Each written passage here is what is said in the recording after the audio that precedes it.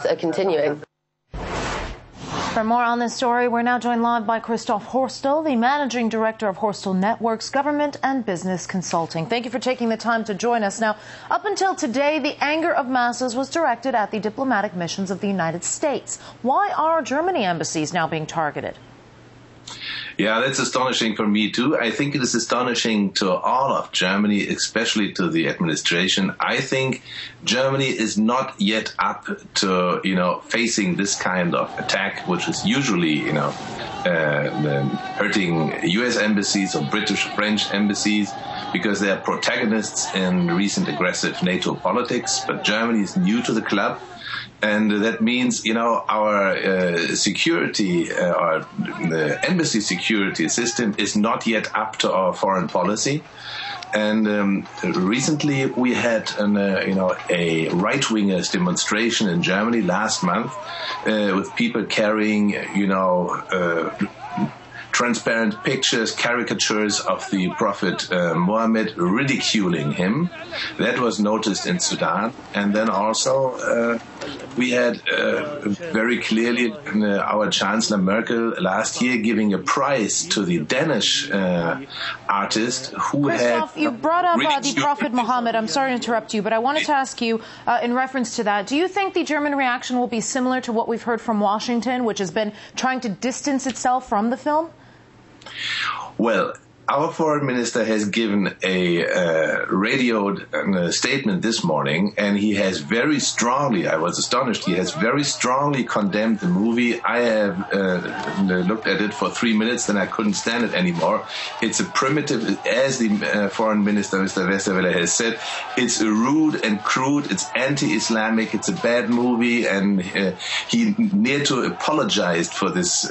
He didn't do it, but it was very close to that, for this rude movie, and he said it must hurt Muslim feelings, and he's not at all positive on this movie, but also he said I'm not positive either on violence, so the violence has to stop, and the movie is a bad movie. That was his line. Now, what about the fact that Berlin managed to order the evacuation of its diplomatic staff well in advance? I mean, how did Germany manage to predict such events?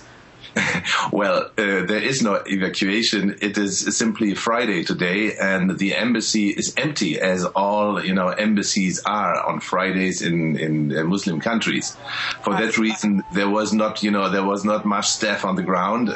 Usually, some door guards or something like this, and the embassies are usually yawningly empty. And all right. Well, then I guess it's just happened to be coincidence. What do you think Islamist protesters are trying to achieve through this targeted violence? Well, they want to make sure that in Western countries their protest is being understood and heard and listened to, because they have the feeling there's a lot of hurting Muslim feelings without anybody taking real notice in these countries where these injuries come from, so where they originate, understanding why the Muslims are so offended, and that is something I must say that is correct. We have a lot of anti-Islamic, propaganda by our leading media, and Islam is being depicted as a brutal religion where the Muslims are not ready, to get along well with Christians, which is all not true. Muslims notice that this is being done, this kind of anti-Islamic propaganda, and for that reason, we have a heating up of emotions. That is quite clear. Now, Christoph, what do you think is the future of Western diplomatic missions in the Middle East from now on?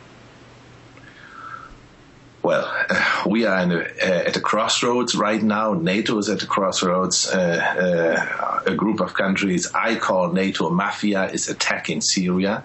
They are thinking of new ways how to attack because the former stuff was not very successful. Iran is under constant threat, especially from Israel. We have all kinds of, Israel intrusions into U.S. Election campaign from Netanyahu. So we have a difficult situation of Western embassies all around the Middle East and Northern Africa. And that is, of course, something very difficult. I don't think the situation will improve over the next months and years. All right. Live from Potsdam, Christoph Hörstel, the Managing Director of Hörstel Networks, Government and Business Consulting. Thank you for your time.